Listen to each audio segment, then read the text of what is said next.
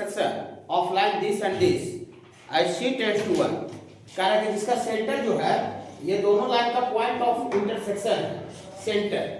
फिर बाबू according to question ऐसा लिखते हैं बाबू, ये सर्कल पासेस थ्रू। अभी सबसे पहले आपको काम क्या करना है, कोई भी क्वेश्चन पढ़िए तो सबसे पहले जो डेटा आपको दिया हुआ है बाबू वो आपको लिखिए, सबसे पहला काम है, ठीक है। फिर डेटा के माध्यम से रिलेट करने का प्रयास कीजिए कि जो डेटा दिया हुआ है जो और हम जो थ्योरी पढ़ाई किए हैं वो उसमें क्या रिलेशन हो सकता है, कैसे जो निकाला वो कैसे निकल सकता है, ठीक है बाबू। हाँ, तो 2,0 से सर्कल पास कर रहा है और कह रहा है कि जो सेंटर जो है ये centre is the point of intersection, centre is the point of intersection of lines, point of intersection of line. Centre जो है इस दोनों लाइन का पॉइंट ऑफ इंटरसेक्शन के बराबर है 3x और प्लस 5y बराबर 1, ये पहला लाइन है। और एक और बाबू, एक और जो दूसरा लाइन है बाबू आपका ये 2 प्लस, ये दूसरा जो लाइन है वो बाबू ये 2 प्लस cx और प्लस 5c स्क्वायर y बराबर बाबू 1 है। और इसमें कह रहा है बाबू कि एंड जो c है वो tends to 1, c tends to 1, ये टेंस का सिंबल होता है, टेंड्स टू। ध्यान से देखिए, घबराइए नहीं। कह रहा है कि सर ये दोनों कैसा लाइन है, सर इसमें c टेंड्स टू 1 लिखा हुआ है। सबसे पहले ये टेंस का मतलब समझाते हैं आपको बाबू। एक कैलकुलस में चैप्टर पढ़ना है लिमिट, समझे ना।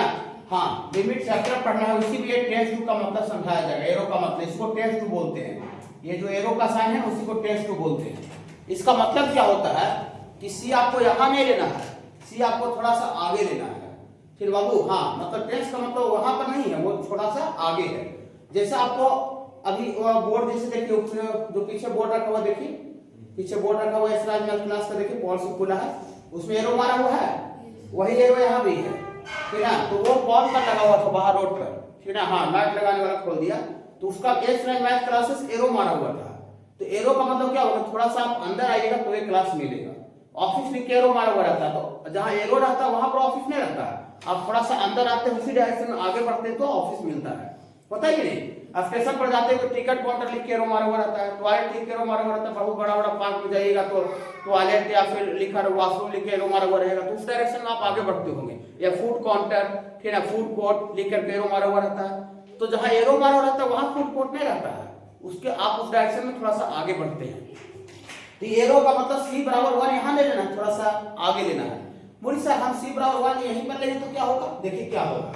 ऊपर वाला लाइन में तो c है नहीं, खाली नीचे लाइन में है, और c बराबर 1 यहीं पर लेंगे तो 2 + 1 3x, यहाँ पर 1 लेंगे, हाँ हाँ हाँ 5y हुआ है यार। c बराबर 1 यहीं पर लेने से ऊपर वाला लाइन और नीचे वाला लाइन दोनों लाइन तो सेम हो जा रहा है। तो दो सेम लाइन का पॉइंट ऑफ इंटरसेक्शन कैसे निकलेगा, हैं? दो सेम लाइन का पॉइंट दो अलग अलग लाइन का पॉइंट ऑफ इंटरसेक्शन आता है, तब जाके सेंटर आएगा। कहा जो सेंटर है ये दोनों लाइन का पॉइंट ऑफ इंटरसेक्शन है। अगर ये दोनों लाइन अलग अलग रहता तो हम डायरेक्टली स्ट्रेट लाइन जैसे सॉल्व करने के लिए बताए हैं स्ट्रेट लाइन को, तो हम वैसे सॉल्व करके दोनों को सॉल्व करते तो पॉइंट ऑफ इंटरसेक्शन आ जाता, वही दोनों लाइन का पॉइंट ऑफ इंटरसेक्शन सेंटर हो जाता। लेकिन हम लोग c बराबर 1 c टेंड्स टू 1 लिखा हुआ है कि हम लोग c बराबर 1 यहीं पर ले रहे हैं, तो क्या हो रहा है कि c बराबर 1 लेने से ऊपर वाला लाइन और नीचे वाला लाइन दोनों सेम हो जा रहा है। तो दो सेम लाइन आइडेंटिकल लाइन तो एक ऊपर दूसरा चढ़ जाएगा, तो एक ऊपर दूसरा चढ़ जाएगा तो सेंटर कैसे निकलेगा। समझ पाए थोड़ा सा क्या कहना चाह रहे हैं, मतलब c बराबर 1 यहाँ नहीं लेना है, c टेंड्स टू 1 माने c यहाँ 1 नहीं यहाँ नहीं लेकर के थोड़ा सा आगे लेना है। ओके, खाली इतनी यूज है, वो लिमिट का कंसेप्ट है ट्रेंडिंग। देखिए तो बाबू पॉइंट ऑफ इंटरसेक्शन के लिए क्या करते हैं, दो लाइन का अगर पॉइंट ऑफ इंटरसेक्शन निकालना रहता है तो क्या करते हैं, दोनों को सॉल्व करना पड़ता है। तो हम सॉल्व करते हैं, देखिए सॉल्व करने के लिए क्या करते हैं बाबू, अप्लाई करते हैं इसमें फॉर सॉल्व के लिए लिख देते हैं पॉइंट ऑफ इंटरसेक्शन निकालने के लिए वो सॉल्व कर रहे हैं। तो फॉर सॉल्व के लिए हम लोग अप्लाई कर रहे हैं बाबू। अप्लाई का मतलब यूज करना होता है, इक्वेशन 1 में c स्क्वायर से गुना करके इक्वेशन 2 को घटा देते हैं। बोल इससे फायदा ये होगा कि इसमें c स्क्वायर से गुना होगा, यहाँ क्या होगा हमको पता नहीं है, लेकिन 5c स्क्वायर y यहाँ 5c स्क्वायर y का टर्म कट जाएगा, और y का टर्म कट जाएगा तो x निकलेगा, और x का वैल्यू कहीं डाल देंगे तो y निकल जाएगा। क्या बाबू, हाँ देखिए 5c स्क्वायर y और इतना बराबर क्या हो जाएगा बाबू c स्क्वायर, और कहा है c बराबर 1 यहीं पर रखते समझा दी बाबू, दोनों लाइन आइडेंटिकल हो जा रहा है, कॉन्फिडेंट हो जा रहा है। और दो कॉन्फिडेंट लाइन का बहुत सॉल्यूशन नहीं निकल पाएगा। और यहाँ पर इनफाइनाइट होता है, मतलब ये आपका एक नंबर 1। देखिए दोनों पाव घटा देंगे तो यहाँ से आपको ऐसा आ जाएगा बाबू, ये क्या हुआ बाबू, कैंसिल हो गया। ये दोनों से x कॉमन निकाल लीजिए, तो x कॉमन निकाल लीजिएगा तो यहाँ से बाबू आपको आ जाएगा 3c², और ये घटेगा तो बाबू -2 माइनस c आ जाएगा बाबू, और इतना बराबर घटेगा बाबू तो c² - 1 हो जाएगा। घबराइएगा नहीं। देखिए अभी बाबू आपको दिया फॉर, यहाँ से x बराबर निकालिएगा कि गुना में इधर आकर डिवाइड हो जाएगा, तो डिवाइड हो जाएगा बाबू तो c² - 1 और बटा ये इधर आ जाएगा बाबू तो 3c² - c - 2। अब आप देखते हैं कि x पावर 1 हम रख सकते हैं कि नहीं, ठीक है, थोड़ा सा आगे बढ़ गए हैं। देखिए 1 रखिएगा तो 1 रखिएगा बाबू तो 1 का स्क्वायर 1 1 - 1 0, और नीचे 1 रखिएगा तो 1 का स्क्वायर 1 3 गुना 1 3, और यहाँ -1 - 2 -3 3 - 3 वो। देखिए अभी हम पढ़ाई नहीं इसलिए मजा ज्यादा नहीं आ रहा होगा। मैथमेटिक्स में 7 कोई इंडिटरमिनेट टर्म होता है, फिर बाबू जब हम पढ़ाएंगे लिमिट कैलकुलस में सब बता देंगे, ठीक है। अभी हम कैलकुलस लिमिट 11th तक का है, लेकिन वो कैलकुलस का चैप्टर 11th में भी 12th में भी है, इसीलिए हम पहले ही बता दिए पूरा 12th में पढ़ाते हैं। फिर बाबू हाँ 11th में नहीं पढ़ाएंगे, ठीक है। देखिए ये 7 कोई इंडिटरमिनेट टर्म है बाबू, 0/0 ∞/∞ 0 गुना ∞, इसका भी यूज नहीं है, कुछ यूज नहीं। 1 का पावर ∞ होता है, 1 का पावर ∞, 0 का पावर 0,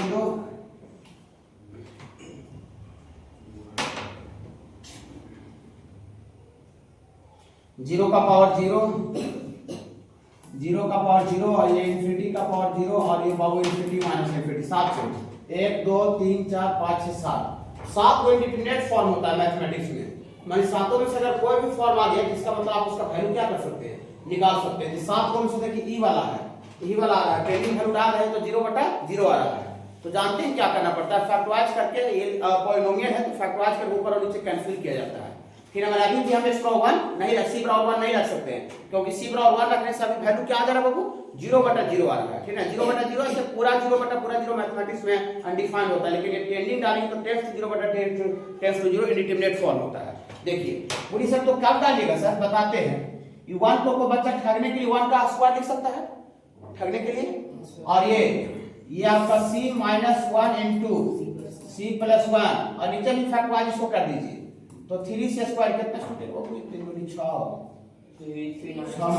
-3 + 2 में ना बाबू, हाँ -c, और यहाँ x बराबर ऊपर a² - b² पर तोड़ दिए -b² + b, और ये c - 1 into c + 1, ये दोनों से बाबू 3c कॉमन निकल जाएगा तो c - 1, और +2 कॉमन निकल जाएगा तो c - 1, यहाँ से x बराबर आ जाएगा बाबू c - 1 into c + 1, और फिर से c - 1 कॉमन हो जाएगा बाबू, तो c - 1 कॉमन हो जाएगा, और यहाँ से 3c और +2। देखिएगा पूरा, हाँ देखिए इसमें जो चोर आदमी था ना, जो पूरा सिस्टम में जो चोर घुसा हुआ था, ये देखिए चोर कट गया, बोलिए यही चोर घुसा हुआ था। हाँ कहा इसी में 1 डालने से 1 - 1 0, और इसमें 1 डालने से 1 - 1, इधर इसमें 1 डालिए, वाला टर्म में 1 डालिए तो 0 नहीं आएगा, डाल के देख सकते हैं। तो ये सिस्टम को पूरा चोर बना देता, चोर मतलब अनडिफाइंड कर देता, 0/0 कर देता, जिसके कारण से सिस्टम में चोर घुसा हुआ था, जो चोर आदमी था वो क्या हो चुका है, कैंसिल हो चुका है, हट चुका है। जैसे हट गया तो ट्रेनिंग वैल्यू पुट कर दीजिए। c टेंस टू 1 का मतलब c यहां नहीं लेना था, आगे तक लेना है, तो आगे तब तक जाएंगे, अभी तो हम पूरा लिमिट कुछ पढ़ाई नहीं है, आगे तब तक लेके जब तक कहीं चोर हट नहीं जाए, फिर वो जिसके कारण से 0 आ रहा था वो हट नहीं जाए, हट गया तो हट के बाद आप ट्रेनिंग वैल्यू डाल दीजिए, आप पुट कर दीजिए c = 1, अब वो समय आएगा, फिर आप पूरा कांस्टेंट वैल्यू आ जाएगा। देखिए 1 डालेगा तो 1 + 1 2, और नीचे बाबू 5 आ जाएगा, क्या 2/5 अनडिफाइंड वैल्यू बाबू, नहीं 2/5 तो कांस्टेंट वैल्यू है, तो x का वैल्यू कितना आ बाबू 2/5, और हमको पॉइंट ऑफ इंटरसेक्शन निकालना है, तो पॉइंट ऑफ इंटरसेक्शन में x और y दोनों होता है, तो x का वैल्यू पुट इन 1 में डाल दें, हाँ तो इसको डाल देते हैं बाबू पुट इन 1 में, तो पुट इन 1 में डालेंगे तो डायरेक्ट बाबू यहाँ से आपको आ जाएगा 5y = 1 - 3x, तो 3 × x, x का मतलब 2/5, ठीक है बाबू। हाँ तो एलसीएम यहाँ पर लेंगे तो 5 में से 6 गया, 5 में 6 गया -1/5, ये तो लंबा चौड़ा है, तो यहाँ से y बराबर आ जाएगा -1/25, नहीं 5 यहाँ चल जाएगा, 5 बचे 25 आ गया, 25 आ गया, तो पॉइंट ऑफ इंटरसेक्शन दोनों लाइन का कितना हो गया बाबू, पॉइंट ऑफ इंटरसेक्शन सॉल्व किए, टेंस टू का मतलब समझ गए ना, c = 1 वहां नहीं लिए, थोड़ा सा आगे बढ़ के नहीं, जब तक दुश्मन मेरा हट नहीं गया, ठीक है। हाँ, तो पॉइंट ऑफ इंटरसेक्शन दिया फॉर आगे बाबू आपको दिया for point of intersection, point of intersection Babu x का वैल्यू आपको आ गया 2/5 और y का वैल्यू -1/25 ऐसा आ गया। बोलिए सर अभी तक हमको क्वेश्चन समझ में नहीं आया, सर ईमानदारी से बोल रहे हैं, अभी तक हमको क्वेश्चन समझ में नहीं आया। देखिए क्वेश्चन आप समझाते हैं। क्वेश्चन कह रहा है कि वैसा सर्किल का इक्वेशन निकालना है जो कि 2,0 से पास कर रहा है, 2,0 से पास कर रहा है, 2 जीरो से पास कर रहा है, 2 जीरो कहीं भी पॉइंट रहेगा तो सर्किल पर रहेगा, और उसका जो सेंटर था, सेंटर सर्किल का जो सेंटर है ये दोनों लाइन का पॉइंट ऑफ इंटरसेक्शन के बराबर था। तो दोनों लाइन के आपके आंख के सामने हम पॉइंट ऑफ इंटरसेक्शन निकाले, दोनों लाइन के आपके आंख के सामने पॉइंट ऑफ इंटरसेक्शन सेंटर निकालने के निकाले, तो सेंटर का एक पॉइंट ऑफ इंटरसेक्शन का कोऑर्डिनेट आया। और सी टेस्ट 1 का मतलब समझा दी कि सी बराबर 1 यहां ले लेना था, थोड़ा सा आगे बढ़ के लेना था। जब तक आगे बढ़े जब तक मेरा दुश्मन टर्म हट नहीं गया, जैसे दुश्मन टर्म हटा तो ट्रेंडिंग वैल्यू डाल दिए, ठीक बाबू। हाँ, ट्रेंडिंग वैल्यू डाल दिए, सेंटर आ गया। अब सेंटर आ गया तो सेंटर आ गया बाबू, और यहां से हम लोग पॉइंट पी से पास कर रहा था, तो सीपी का दूरी निकालेंगे तो रेडियस आ जाएगा बाबू। तो किसी भी सर्किल का सेंटर पता और सी से पी पॉइंट का रेडियस भी निकाल सकते हैं। तो सेंटर पता रेडियस पता तो हम उस सर्किल का इक्वेशन निकाल सकते हैं कि नहीं सकते हैं? निकाल सकते हैं ना। हाँ, निकाल सकते हैं ना। सेंटर कैसे निकाल सकते हैं? दोनों लाइन को सॉल्व करके पॉइंट ऑफ इंटरसेक्शन, दोनों का पॉइंट ऑफ इंटरसेक्शन सर्किल का सेंटर था, तो केंद्र आ गया और सर्किल 2 जीरो से पास करता, 2 जीरो जो पॉइंट होगा कहीं भी होगा तो सर्किल पर ही होगा। तो सेंटर पता सर्किल पर पॉइंट पता, तो सेंटर से सरकमफ्रेंस तक का दूरी रेडियस आता है, तो रेडियस पता सेंटर पता, तो हम बहुत मजा से इक्वेशन निकाल सकते हैं। तो दिया फॉर इक्वेशन ऑफ सर्कल लिखते हैं, कैलकुलेशन सबसे घबराए नहीं, इक्वेशन ऑफ सर्कल फार्मूला भी लिख दे क्या, x माइनस अल्फा का स्क्वायर सेंट्रल फॉर्म में, x माइनस अल्फा, अल्फा की जगह पर 2/5 का square plus y minus beta का स्क्वायर, प्लस माइनस है तो प्लस 1/5 का स्क्वायर बराबर r स्क्वायर। तो r में बाबू हम लोग cp का स्क्वायर है, इसका वैल्यू लिखेंगे, लेकिन थोड़ा सा समझाने के लिए cp लिख देते हैं। सेंटर से पॉइंट p के बीच का दूरी cp रेडियस होता है, तो रेडियस का स्क्वायर होता है x माइनस अल्फा का स्क्वायर y माइनस बीटा का स्क्वायर r स्क्वायर। तकलीफ है बाबू? सारे बच्चे समझ रहे हैं? थोड़ा सा आंसर उठाइए, देखिए बाबू कि इसको तोड़ा हुआ है x माने माइनस b को और उसको तो सही लिखा, वो थोड़ा सा देखना पड़ता है। इसका 10 नंबर है, 10 नंबर पूरा तोड़ा हुआ है। चलिए कोई दिक्कत नहीं है, इसको तोड़िए, थोड़ा सा कैलकुलेशन होगा। a square plus b square, तो b स्क्वायर में 4/25 माइनस 2ab, तो माइनस 4x/5 है बाबू। और इसको तोड़ेंगे तो y का स्क्वायर प्लस 1/625 हो जाएगा, और प्लस 2ab तो 2y/25, और ये बाबू cp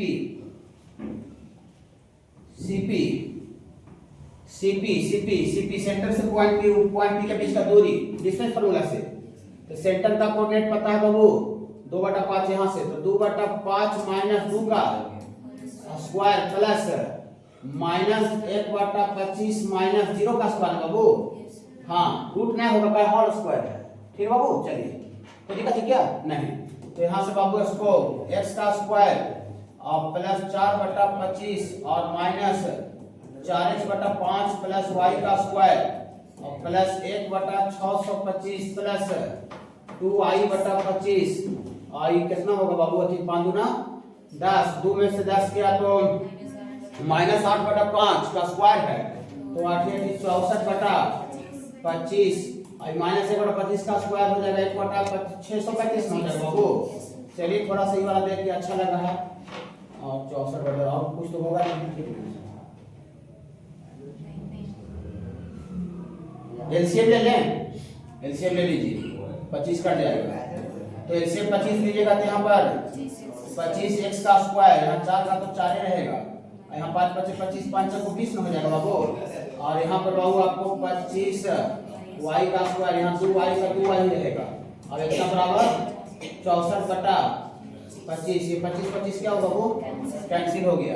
ये दोनों को एक जगह लिख करके 25 कॉमन निकाला हुआ है, ये दोनों को, तो 25 कॉमन निकाल लेंगे तो x का स्क्वायर प्लस y का स्क्वायर और फिर माइनस 20x और प्लस 2y बराबर 64 आ जाएगा, तो माइनस 64 पे 4 जुड़ जाएगा, तो माइनस 60 बराबर, ऐसा है क्या? देखिए तो इसका इक्वेशन है बाबू x का स्क्वायर प्लस y का स्क्वायर और यहाँ है बाबू प्लस 16x और माइनस बाबू 24y और प्लस 183 बराबर 0। और ये बाबू आपको लाइन मिरर है, ये देखिए ये लाइन मिरर है, ये लाइन मिरर है बाबू। और इस लाइन मिरर के रिस्पेक्ट में प्रूफ करना है कि सर्किल का जो इमेज होगा, सर्किल का जो इमेज होगा बाबू ये वाला सर्किल होगा। मानी सर्किल का एक तरह से इमेज निकालना है आपको, ये सर्किल का आपको इमेज निकालना है, ठीक है। इस सर्किल का बाबू आपका इमेज निकालना है, सी है यहाँ सी डैश लिखते हैं। सर्किल का बाबू आपका इमेज निकालना है, ये बाबू आपका इमेज वाला सर्किल, इमेज वाला सर्किल जिसको बाबू डॉट डॉट कर देते हैं इमेजिनरी। डॉट डॉट का मतलब समझ रहे हैं, डॉट डॉट का मतलब इमेजिनरी सर्कल है, ये आपका इमेज है बाबू, प्रतिबिंब। मतलब ऐसे समझिए कि आप मिरर के सामने, दर्पण के सामने आप अपना जो रिंग है, चूड़ी जिसको बोलते हैं, ठीक है रिंग, ठीक है। रिंग को ऐसे रखिए ना, रिंग को ऐसे मिरर के सामने, तो उसका ये ऑब्जेक्ट हो गया, ठीक है ना। इसका इमेज का इक्वेशन निकालना है, ठीक है। माने इसका इमेज का इक्वेशन निकालना है आपको, निकाल करके जो प्रूफ करना है उतना आ जाना चाहिए, ठीक है बाबू। मतलब ऑब्जेक्ट आपको दिया हुआ ऊपर रिंग, और यही रिंग का आपको इक्वेशन पूछ रहा है इस लाइन मिरर के रिस्पेक्ट में, ठीक है बाबू। बताइए तो इसका ऊपर वाला ऑब्जेक्ट का रेडियस और नीचे वाला का रेडियस, दोनों रेडियस सेम होगा कि अलग अलग होगा? सेम होगा। हम क्या मान लेते हैं, चूड़ी को, ठीक है, रिंग को मिरर के सामने रखते हैं तो उसका जो इमेज बनेगा तो क्या छोटा बड़ा बनता है? नहीं, ठीक है बाबू। जितना बड़ा हम रिंग रखे उतना ही बड़ा आपका उसका इमेज भी बनेगा, मतलब दोनों का रेडियस सेम होगा। खाली क्या चीज का फर्क पड़ जाएगा बाबू? खाली फर्क पड़ जाएगा रेडियस। इसका मान लेते हैं, इसका रेडियस आपको, इसका जितना रेडियस होगा उतना ही रेडियस इसका इमेज का भी होगा ना। खाली सेंटर का कोऑर्डिनेट बाबू बदल जाएगा, सेंटर का कोऑर्डिनेट बदल जाएगा। तो इसका बाबू ऑब्जेक्ट, ये आपको ऑब्जेक्ट का काम करना है, ऑब्जेक्ट ये आपका इमेज है। तो लिखते हैं बाबू centre of object, centre of object circle, object circle का सेंटर, सर्किल का इक्वेशन दिया हुआ है, ऑब्जेक्ट का इक्वेशन दिया हुआ है, इमेज का पूछ रहा है निकालने के लिए। इसका सेंटर का फार्मूला क्या होता है बाबू? Minus half into coefficient of X comma minus half into coefficient of Y minus 24। यहाँ पर बाबू ये आपको कैंसिल हो जाएगा 8 और यहाँ आपको आ जाएगा बाबू 12। यहाँ से आपको आ जाएगा -8 और ये 12 आ जाएगा बाबू। ये सेंटर सी का कोऑर्डिनेट आ गया। और आपको इसका रेडियस निकाल दीजिए, रेडियस इसका ऑब्जेक्ट का रेडियस, ऑब्जेक्ट ऊपर वाला का रेडियस कितना होगा? जी स्क्वायर, तो -8 का स्क्वायर 64 प्लस f का स्क्वायर माइनस सी में -183 हो जाएगा कांस्टेंट बाबू। हाँ, तो 164 और 44 कितना होता है? 200 25 आएगा। तो 25 का रूट बाबू कितना हो जाएगा बाबू? 5। तो ये आपको ऑब्जेक्ट का रेडियस 5 आया। तो therefore radius of image circle भी कितना होगा? रेडियस ऑफ इमेज सर्कल जो इसका इमेज बनेगा उसका भी रेडियस नोट आउट खाली 5 हो जाएगा। क्या सेंटर भी सेम रहेगा? नहीं, सेंटर तो कोऑर्डिनेट आपको आंख से दिख रहा है कि यहां से वहां उठ करके आ गया, तो दो अलग-अलग जगह पर चल गया तो उसका कोऑर्डिनेट तो अलग-अलग होगा बाबू। हाँ, मैंने खाली नीचे वाला सी डैश का अगर हम सेंटर का कोऑर्डिनेट अगर निकाल दें तो हम बहुत मजा से नीचे वाला का इक्वेशन निकाल सकते हैं, इमेज वाला सर्किल के इक्वेशन निकाल सकते हैं। कहीं किसी भी सर्कल का इक्वेशन निकालने के लिए उस सर्किल का सेंटर और रेडियस पता होना चाहिए। तो रेडियस तो पता चल गया, ऊपर वाला जितना रेडियस होगा उतना ही रेडियस नीचे भी होगा, लेकिन बाबू नीचे वाला का हमको सेंटर का कोऑर्डिनेट भी निकालना पड़ेगा, नीचे वाला सेंटर का कोऑर्डिनेट भी निकालना पड़ेगा। ओके बाबू। हाँ, जब आप स्ट्रेट लाइन का दूसरा क्लास में उसका बात याद कीजिए। अभी ज्यादा दिन नहीं हुआ, अभी तो कल तक तो टेस्ट चल रहा था, ठीक है। तो अभी बहुत कम समय हुआ है, तो हम आपको बाबू ऐसा बताए हैं, ठीक है। देखिए ऐसा बताए बाबू कि कोई आपको ऑब्जेक्ट का कोऑर्डिनेट आपको पता रहता है by chance Babu alpha beta, और इसका बाबू इमेज का कोऑर्डिनेट किसी लाइन के रिस्पेक्ट में इमेज जो रहता है p डैश, इसका अगर कोऑर्डिनेट रहता है x1 y1, लाइन के इक्वेशन दिया रहता है। तो आप लोग से पूरा स्ट्रेट लाइन का फार्मूला भी पूछ रहे थे, x1 माइनस अल्फा बटा a, याद होगा थोड़ा अब बराबर y1 माइनस बीटा बटा b बराबर -2 इनटू पॉइंट को लाइन में डाल देते हैं बटा a स्क्वायर b स्क्वायर। अभी ज्यादा दिन नहीं हुआ है, तो कल तक तो टेस्ट हुआ स्ट्रेट लाइन का, ठीक है। सारे बच्चे आप लोग से पूछे भी हैं, ठीक है बाबू। हाँ, तो देखिए इस पॉइंट का, यहाँ पॉइंट पता है, इस पॉइंट का हमको इमेज निकालना है। जितना दूर इस मिरर से जितना दूर ये ऊपर रहेगा उतना ही दूर ये नीचे रहेगा। क्या बाबू? जितना दूर ऊपर इसकी पॉइंट रहेगा उतना ही दूर ये पॉइंट नीचे, इसका नीचे इमेज बनेगा। तो हम लोग ये दिया हुआ पॉइंट का कोऑर्डिनेट जो है बाबू, ये सेंटर का कोऑर्डिनेट -8, 12 है, और ये लाइन का इक्वेशन भी दिया हुआ है, लाइन मिरर का इक्वेशन दिया हुआ बाबू, लाइन मिरर का इक्वेशन दिया हुआ है ये 4x प्लस 7y और प्लस 13 बराबर 0। मिरर का इक्वेशन पता है पॉइंट का, इसका हम लोग कोऑर्डिनेट मान लेते हैं x1, y1। सेंटर का कोऑर्डिनेट मान लेते हैं, उस पॉइंट का इमेज निकालते हैं। उस पॉइंट का इमेज निकाल देंगे फ्लैट के रिस्पेक्ट में, तो नीचे वाला सर्किल का सेंटर का कोऑर्डिनेट आ जाएगा, और सेंटर का कोऑर्डिनेट आ जाएगा, रेडियस तो पता है तो मजा ले लेंगे। क्या बाबू दिक्कत है क्या? नहीं। देखिए तो लेट करते हैं, let centre of image of circle, let centre of image of circle c dash बराबर x1 क्या मान लेते हैं बाबू? y1। तो दिया फॉर हम लोग फार्मूला ऐसा जानते लिख देते हैं, थोड़ा सा दिन हो गया।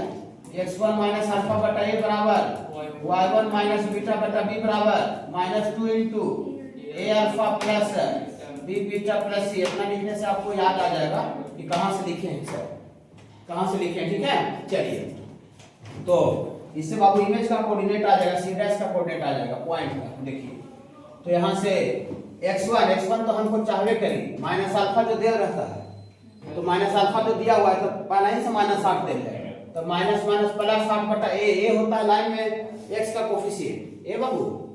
हाँ तो लाइन x का कोफिशिएंट 4 है बाबू, बराबर y1, तो y1 माइनस बीटा तो -12 बटा b 7 बराबर -2 इनटू जो पॉइंट दिया उस पॉइंट को हम इस लाइन में पुट कर दीजिए, उस पॉइंट को लाइन में, इस पॉइंट को लाइन पुट कर दीजिए इसको।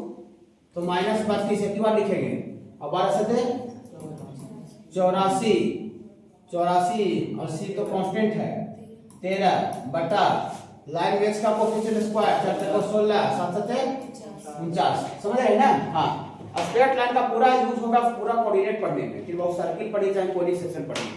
यहां से बाबू आपका x1 प्लस 8 बटा 4 बराबर यहां y1 माइनस 12 बटा 7 बराबर -2 इनटू 84 तरह कितना होता है 97, और 97 में से 32 घटाई जल्दी, 97 में से 32 घटे 65 60 और नीचे भी 65। चलिए ये वाला कट गया बाबू, तो इसको लीजिए बटा 4 होने जाएगा, तो x1 प्लस 8 बराबर -8, हमको x1 चाहिए, तो x1 बराबर -16 ना, -16। फिर इसको लेंगे तो y1 -12 बराबर -14, यहाँ से y1 बराबर होने चाहिए तो -2 आ जाएगा। ठीक है, तो दिया फॉर c डैश का कोऑर्डिनेट, सेंटर का कोऑर्डिनेट आगे बाबू -16 को -2, इसका नीचे वाला का सेंटर आ गया, नीचे वाला का सेंटर c डैश आ गया।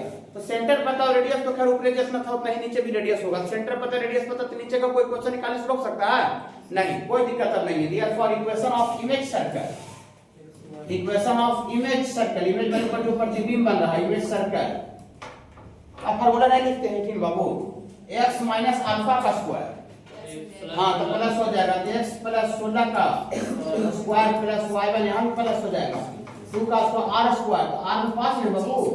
हाँ तो इसको तोड़ दीजिएगा तो x का स्क्वायर प्लस b स्क्वायर हो जाएगा, 16 का स्क्वायर 256 होता है, 256 प्लस 2ab में 32x हो जाएगा, अब प्लस इसको y का square plus 4 plus 2ab 4y बराबर 25 हो जाएगा। इसको थोड़ा सा सजा के लिखेंगे तो x का स्क्वायर y का स्क्वायर 32x और प्लस 4y और इसी में 256 और 4 260 और 260 में 25 आ जाएगा, हट जाएगा, तो 260 में से 225 हट जाएगा तो 235 आ जाएगा ना, 235 बराबर 0, यही लाना था। देखिए तो इमेज का प्रूफ करना था, मैंने 4 बराबर 0। क्वेश्चन का सर्किल जो दिया हुआ है बाबू, उस सर्किल का सेंटर का लोकस निकालना है, उस सर्किल का सेंटर का लोकस निकालना है, वो भी लोकस प्रूफ करना है, तो निकालेंगे तब ना प्रूफ होगा। मैंने एक तरह से सेंटर का लोकस निकालना है आपको, ठीक है। हाँ तो थोड़ा सर्किल को थोड़ा सिंप्लीफाई कर लेते हैं, एलसीएम लेंगे तो 2 गुना हो जाएगा, है ना। हाँ तो इसका एलसीएम लेंगे बाबू, तो x का स्क्वायर प्लस y का स्क्वायर और plus 2x cos theta LCM बाबू, और इधर बाबू एलसीएम लेंगे तो 2y sin थीटा माइनस 4 गुना 8 बराबर 0 आ जाएगा। इस सर्किल का इक्वेशन बटा 2 ने चल गया। हाँ तो इस सर्किल का सेंटर आगे आप निकालिए, इस सर्किल का सेंटर का थोड़ा सा फार्मूला गुनगुनाइएगा, -12 इनटू कोएफिशिएंट ऑफ x, तो -12 इनटू x का कोएफिशिएंट 2 cos थीटा और -12 इनटू कोएफिशिएंट ऑफ y, हाँ 2 sin थीटा बाबू, ये 2 से 2 कट गया, 2 से 2 कट गया, यहाँ से माइनस कॉस थीटा और माइनस साइन थीटा, यही आपका सेंटर का कोऑर्डिनेट आ गया। और इसी सेंटर का जो कोऑर्डिनेट आया वो इस सेंटर का लोकस निकालना है, सेंटर का लोकस आपको निकालना है। तो लोकस में आपको याद होगा बाबू कि जिस पॉइंट का लोकस निकालना रहता है उस पॉइंट को हम लोग अल्फा बीटा मान लेते हैं। मान ले, जिसका सेंटर का लोकस निकाला है तो सेंटर का लोकस का पॉइंट मान लेते हैं। कोई दिक्कत हो आप पूछिएगा। देखिए लेट करते हैं, late required locus of, late required locus of centre, required locus of centre, centre का जिसका लोकस निकाला उसका कोऑर्डिनेट को हम क्या मान ले बाबू, अल्फा बीटा। अभी जिसका लोकस सेंटर का निकाला उसका कोऑर्डिनेट हम माने हैं और उसी का कोऑर्डिनेट दिया हुआ है, इसी सेंटर का कोऑर्डिनेट दिया हुआ, उसी का लोकस निकाला तो हम माने हैं। तो अकॉर्डिंग टू क्वेश्चन ये मेरा जो x कोऑर्डिनेट है अल्फा वो किसके बराबर होना चाहिए, अल्फा जो होना चाहिए माइनस कॉस थीटा बराबर होना चाहिए। मेरा जो y कोऑर्डिनेट है बीटा वो किसके बराबर होना चाहिए, माइनस साइन थीटा। तो टीचर का बात याद कीजिए, इसमें थीटा पैरामीटर है, पैरामीटर मैंने वेरिएबल लिखा हुआ नहीं है, फिर भी हम समझेंगे कहीं भी थीटा रहेगा, टी रहेगा, यू रहेगा तो उसको हम लोग पैरामीटर बोलते हैं, वेरिएबल। और लोकस का जिस प्रॉब्लम में पैरामीटर आता है वो वेरिएबल आता है, उसमें पैरामीटर को एलिमिनेट करना पड़ता है। जैसे पैरामीटर को एलिमिनेट करके हम लोग अल्फा बीटा और कांस्टेंट में जैसे रिलेशन निकालते समझ जाते हैं पॉइंट बी का लोकस आ गया, मतलब उस पॉइंट का लोकस आ गया। और अल्फा को एलिमिनेट करने का कोई फार्मूला नहीं है, याद होगा। तो बताइए क्या यहाँ पर मैंने थीटा जो पैरामीटर है उसको कैसे एलिमिनेट करना चाहिए। एक और थीटा है, दो को इक्वेशन है तो एलिमिनेट तो होगा, लेकिन कैसे एलिमिनेट करें, स्क्वायर करके जोड़ देंगे, cos square theta plus sin square theta 1 होता है, थीटा खत्म हो जाएगा। जैसे ही थीटा खत्म हो जाएगा अल्फा बीटा कांस्टेंट रिलेशन आएगा वो लोकस आ जाएगा। कोई दिक्कत है क्या बाबू, नहीं। थीटा को एलिमिनेट कर रहे हैं तो थीटा को एलिमिनेट करने के लिए अप्लाई कर देते हैं बाबू 1 का स्क्वायर प्लस 2 का स्क्वायर। तो यहां से बाबू अल्फा का स्क्वायर प्लस बीटा का स्क्वायर बराबर माइनस cos थीटा का स्क्वायर, तो cos स्क्वायर थीटा हो जाएगा बाबू, और माइनस sin थीटा का स्क्वायर बाबू sin square theta, cos square theta sin square theta कितना होता है बाबू 1। यहां से अल्फा का स्क्वायर प्लस बीटा का स्क्वायर 1, और लास्ट में फॉर लोकस के लिए लाइन और अल्फा बीटा को किससे रिप्लेस कर देते हैं बाबू, x y से। यहां से x का स्क्वायर प्लस y का स्क्वायर बराबर 1। बोलिए सर ये लोकस का प्रॉब्लम था सर, ये सर्किल में कहा दिया होगा, हमको समझ में से नहीं आया सर। कहा कि यहाँ पर भी आपको सर्किल का सेंटर से रिलेटेड था सबसे पहला, और इसका जो आंसर जो आया सेंटर का जो लोकस जो निकाल के आंसर आया वो भी सर्किल का इक्वेशन आया। It is standard equation of circle, standard equation of circle हो x स्क्वायर y का स्क्वायर r स्क्वायर r बराबर 1 का स्क्वायर। तो सर्किल का इक्वेशन दिया हुआ था, अब मान लेते लोकस का प्रॉब्लम हम इस लोकस में दे देते, तो वहां तो लोकस में तो सर्किल शुरू में नहीं किए थे, तो सेंटर आप निकालते कैसे, कौन सा फार्मूला से आप सेंटर निकालते। तो लोकस ऐसा कांसेप्ट है जो कि पैराबोला में भी आवेगा, इलिप्स में भी आवेगा, सर्कल में भी आवेगा।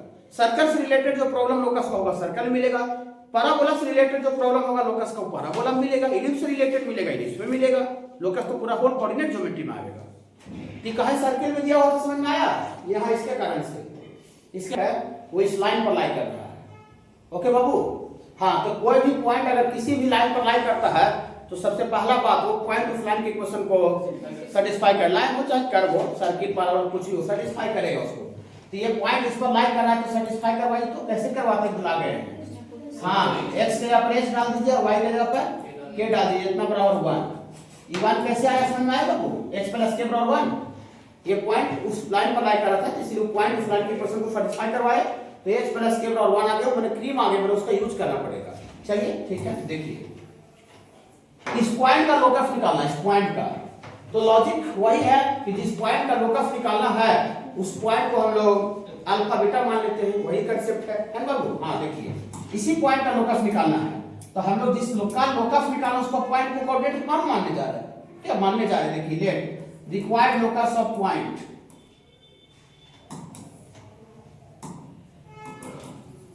Required locus of a point P बराबर alpha beta according to question. ये जिसका लोकस निकाला उसका कोऑर्डिनेट को हम माने हैं और उसी का कोऑर्डिनेट पहले से दिया हुआ है। तो बताइए तो अल्फा बराबर अकॉर्डिंग टू क्वेश्चन अल्फा बराबर किसके बराबर होना चाहिए, अल्फा बराबर होना चाहिए रूट अंडर ये 3x प्लस 2। तो दिक्कत है क्या बाबू, नहीं।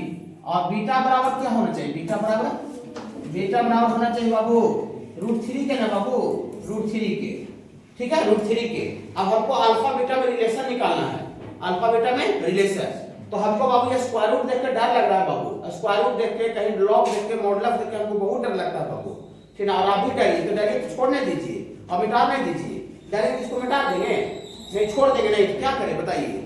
हाँ ये बाबू इसको हम लोग 1 मान लेते, 1 उधर मान लेते, इसको 2 मान लेते, इसको 3 मान लेते हैं। तो दोनों का स्क्वायर करके अगर जोड़ेंगे तो स्क्वायर थोड़ी सा स्क्वायर करने तक तो ठीक है, वो जोड़ने का मतलब कहाँ से आप समझ रहे हैं।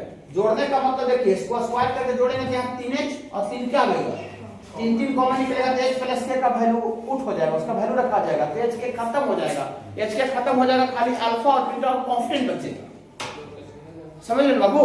हाँ तो स्क्वायर करके जोड़ने पर ना क्रीम का यूज होगा, और अगर स्क्वायर करके हटाओगे तो क्रीम का यूज नहीं हो पाएगा। ठीक है बाबू, तो यहाँ पर क्या अप्लाई करना चाहिए बाबू, अप्लाई करना चाहिए 1 का स्क्वायर प्लस 2 का स्क्वायर, हाँ सॉरी ये 2 और 3 है, 1 तो स्क्वायर, तो यहाँ से अल्फा का स्क्वायर प्लस बीटा का स्क्वायर, इधर स्क्वायर करेंगे तो रूट हट जाएगा 3h प्लस 2, अगर स्क्वायर करेंगे तो रूट हट जाएगा।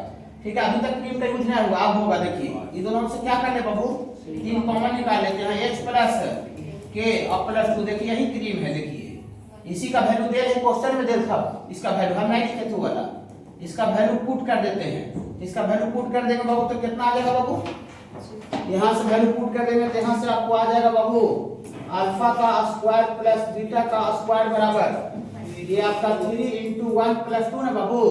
और लास्ट में फॉर लोकस के लिए क्या करते हैं, फॉर लोकस के लिए अल्फा बीटा को बाबू x, y से रिप्लेस करते हैं, तो यहाँ x का स्क्वायर प्लस y का स्क्वायर बराबर बाबू ठीक है। If the centre is shifted on the line this through a distance √2 unit, माने सेंटर को इस लाइन पर शिफ्ट किया गया, ये लाइन आपको दिया हुआ है, ये लाइन दिया हुआ बाबू x - y बराबर 0 है ना, ये उधर चल जाएगा तो x बराबर क्या आ जाएगा बाबू y, x और y आ जाएगा लाइन। ठीक है, इसी लाइन पर सेंटर को शिफ्ट किया गया, √2 यूनिट डिस्टेंस से शिफ्ट किया गया, √2 यूनिट डिस्टेंस से शिफ्ट किया गया। Find equation of circle in new position and how many circle such circle are possible. कोई संख्या हमको समझ नहीं आ रहा है, क्वेश्चन समझ में नहीं आ रहा है। देखिए क्वेश्चन समझ में कब आएगा, जब आप फिगर ड्रॉ करना चालू कीजिएगा, नहीं कहा आप ज्योमेट्री का स्टडी कर रहे हैं, ये तो डेटा लिख रहे हैं खाली कि ना, हाँ आप फिगर बना लेंगे ना तब क्वेश्चन समझ में आएगा।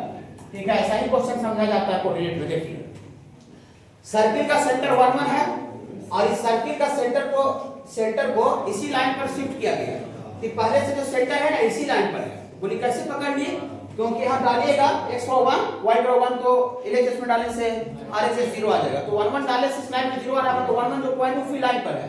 और ये लाइन x पर y बता सकते हैं कहां से पास कर रहा है, x पर 0 पर y पर 0 ऑरिजिन से पास करेगा, ऑरिजिन से पास करता हुआ लाइन में इक्वेशन x पर y होता है, और या तो x पर -y तो -y रहता तो ऐसे होता है, क्योंकि इसका स्लोप नेगेटिव आ जाएगा, इसका स्लोप निकालेगा तो पॉजिटिव आएगा।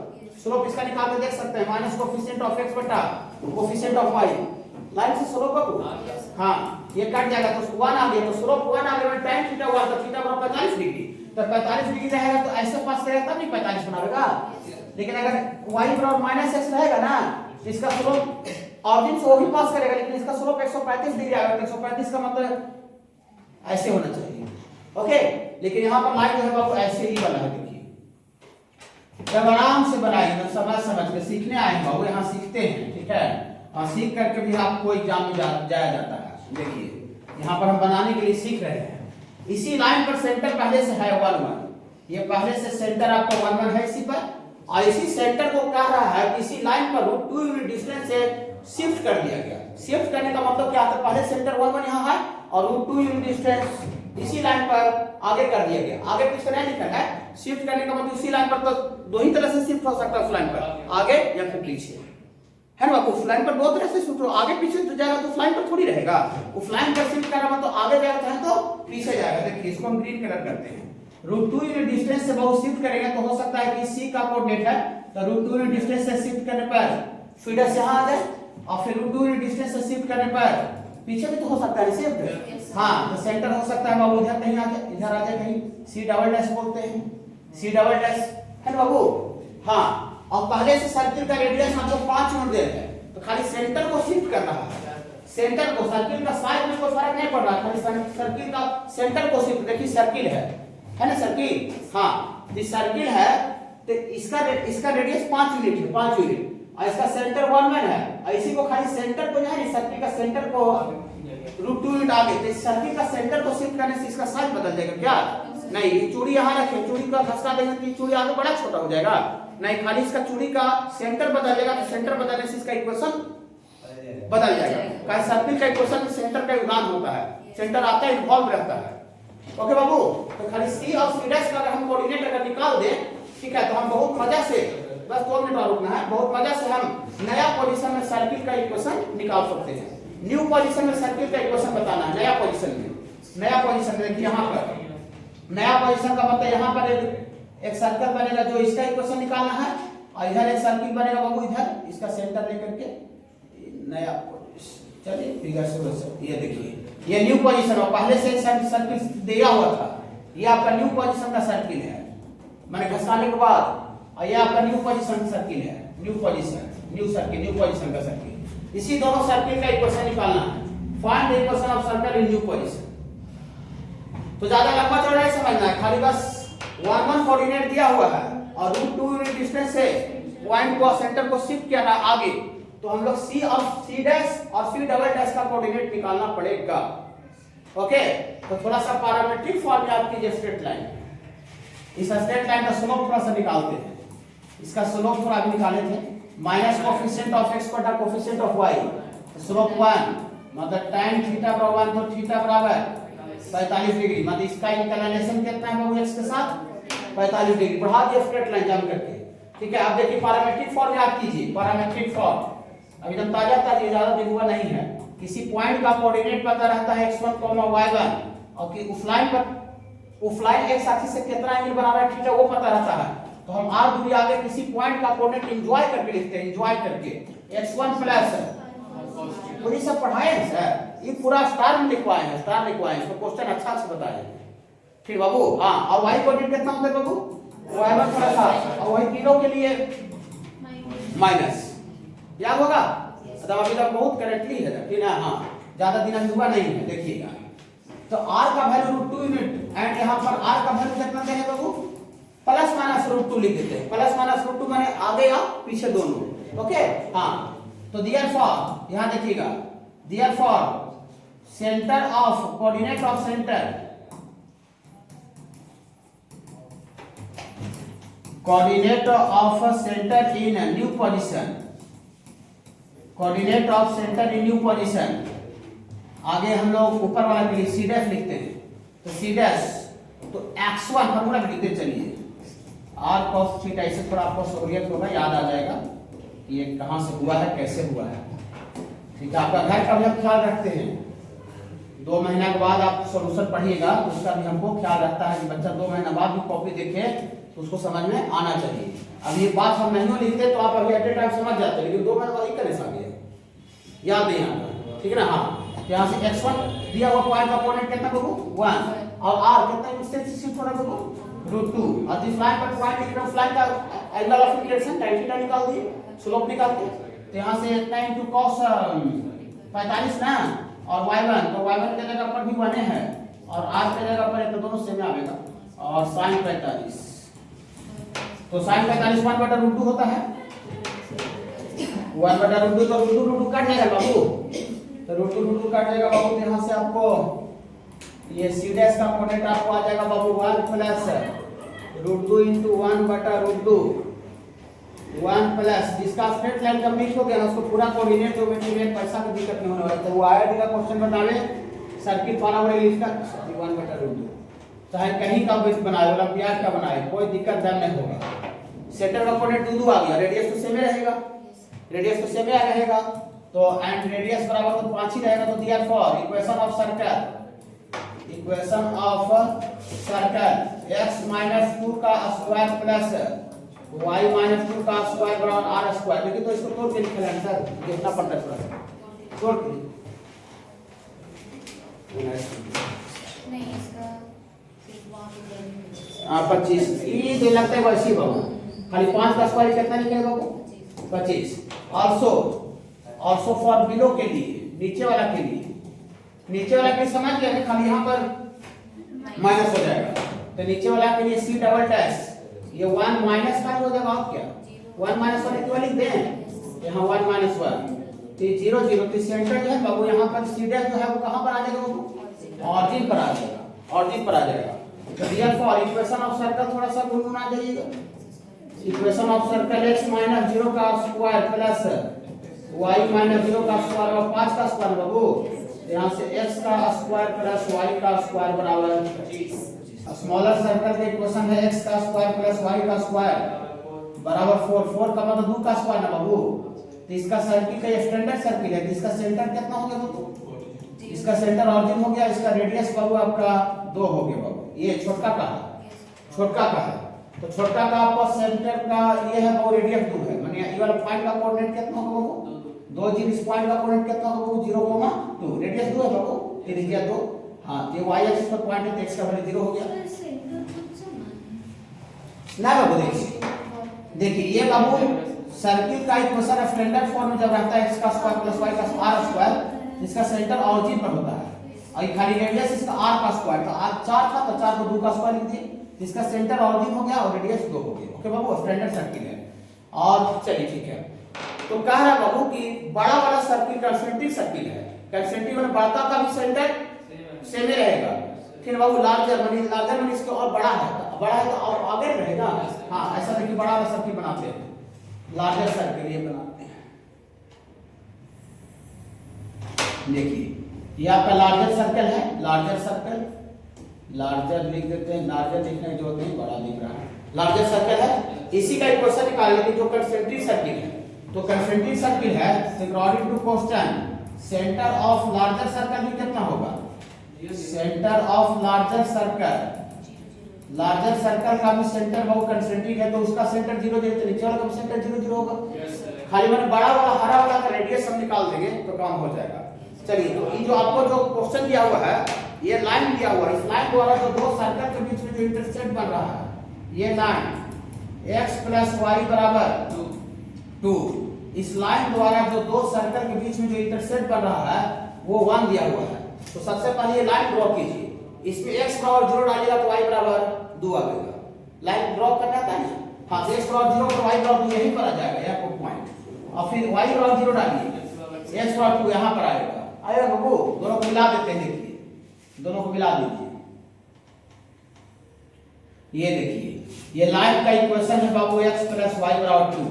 अब इस लाइन द्वारा सर्किल के दो सर्किल के बीच का जो इंटरसेक्ट जो बन रहा है बाबू इंटरसेक्ट बिटवीन टू सर्किल मान लेते हैं बाबू यहाँ पर बाबू आपको इधर ही लेते हैं सर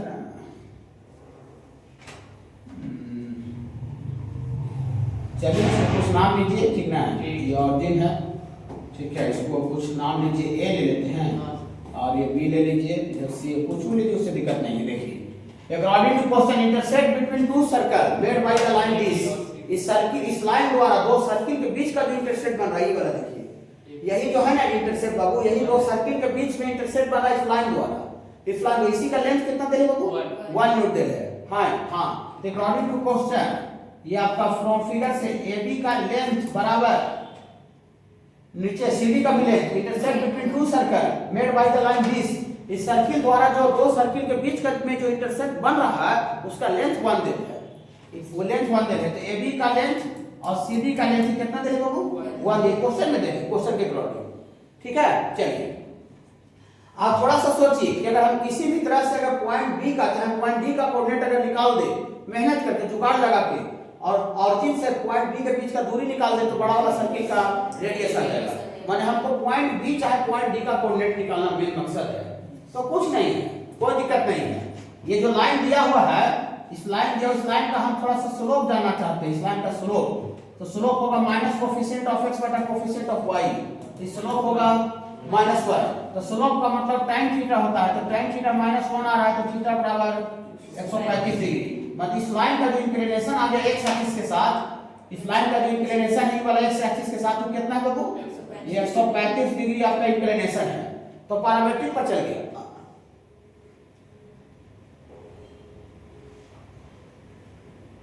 हाँ पैरामीट्रिक पर चल गया ठीक है ना। देखिए इस लाइन पर का एंगल ऑफ इंक्लिनेशन पता है और एक पॉइंट A का कोऑर्डिनेट पता है। पॉइंट A का कोऑर्डिनेट दिया हुआ पॉइंट का कोऑर्डिनेट और लेंथ कितना पता है बाबू 1, तो हम 1 दूरी आगे चाहे 1 दूरी पीछे हम लोग पॉइंट किसी भी पॉइंट का कोऑर्डिनेट लिख सकते हैं। ये गिवन पॉइंट हम x1 y1 की जगह पर 0 2 ले लेंगे और ये लेंथ कितना दे बाबू 1 दिया हुआ है, 1 दिया हुआ है। और जिस लाइन हाँ तो therefore लिखते हैं, therefore लिखते हैं बाबू, therefore coordinate of b formula में लिख देते हैं x1 plus r cos theta y1 plus r sin theta. देखिए पैरामीट्रिक का यूज स्ट्रेट लाइन, तो x1 की जगह पर होता है दिया हुआ पॉइंट का कोऑर्डिनेट 0, x1 की जगह पर 0 प्लस r कितना दूरी आगे लिख रहे हैं, ये इंटरसेप्ट क्वेश्चन में दिया था 1 था, तो 1 into cos थीटा 135 डिग्री और y1 की जगह पर 2 है बाबू, ये 2 प्लस r 1 और sin थीटा sin 135 डिग्री। यहाँ से cos 135 का वैल्यू कितना होता है, b का कोऑर्डिनेट आ रहा है, cos 135 कितना था बाबू -1/√2 और यहाँ पर बाबू 2 sin 135 तो +1/√2 आएगा, तो यहाँ 1/√2। चलिए कोई दिक्कत नहीं है, ठीक है, थोड़ा सा आ गया तो गलती में आ गया, रहने दीजिए, ठीक है। पॉइंट बी का कोऑर्डिनेट आ गया, तो पॉइंट बी का कोऑर्डिनेट कैसे समझ आएगा बाबू, हाँ पैरामीट्रिक का यूज करके, तो -1/√2 और ये है बाबू 2 + 1/√2। पूरी सब पॉइंट बी का कोऑर्डिनेट आप ना क्या कीजिएगा बाबू, कुछ करेंगे, कंसेंट्रिक था तो सेंटर तो सेम होवे करेगा, और खाली सेंटर से सरकमफ्रेंस पर कोई पॉइंट ला दिए, बड़का सर्किल का सरकमफ्रेंस पर कोई पॉइंट ला दिए, तब पॉइंट पता और सेंटर पता, तो उसका हम लोग सेंटर से हुआ इसका दूरी निकालेंगे तो रेडियस पता चल जाएगा। तो दिया for equation of larger circle बोलिएगा, equation of larger circle, equation of larger circle, larger circle का इक्वेशन थोड़ा सा गुनगुनाइएगा, तो x - 0 का स्क्वायर प्लस y - 0 का स्क्वायर। अभी हम आपको डायरेक्ट आपको समझने के लिए हम OB का स्क्वायर लिख रहे हैं, आपको समझने के लिए, घर का ख्याल रखने के लिए, ये आपको समझने के लिए हम आपको यहाँ लिख रहे हैं OB का स्क्वायर। OB मैंने समझ रहे हैं बाबू, OB मैंने आपका सेंटर से सरकमफ्रेंस के बीच का दूरी रेडियस त्रिज्या, ठीक है। चलिए, तो ये तो आपका x का स्क्वायर प्लस y का स्क्वायर OB का स्क्वायर, तो b का कोऑर्डिनेट पता है और ऑरिजिन का भी कोऑर्डिनेट पता है, तो डिस्टेंस फार्मूला थोड़ा सा गुनगुनाइएगा, 0 - 1 प्लस 1/√2 का स्क्वायर प्लस 0 - 2 माइनस √2 का स्क्वायर, डिस्टेंस फार्मूला बाबू रूट नहीं होता है, होल स्क्वायर। चलिए, यही सब कंसेप्ट जो सब पीछे से जुड़ के पढ़ता है उसको मजा आ जाता है, फाइनल एग्जाम में भी जाएगा तो उसको एग्जाम में मजा आएगा, रिवीजन का क्लास में रिवीजन में मजा आएगा, और जो बैच में बहुत सा बच्चा पढ़वे नहीं किया रिवीजन में आएगा तो क्या समझ में आएगा। 1/√2 का स्क्वायर 1/2 होता है, ये प्लस b का होल स्क्वायर पर हो जाएगा, माइनस को निकाल प्लस हो जाएगा, तो a square plus b square plus 2ab, तो 2a a के जगह पर 2 और b के जगह 1/√2 ना बाबू, ठीक है ना बाबू, तो 1/2 1 4 और 5, यहाँ से आपको आ जाएगा बाबू x का स्क्वायर प्लस y का स्क्वायर बराबर आपको 5 प्लस 2 गुना 4/√2 आ रहा है, कितना दे रही है इसे, ऐसी है इधर है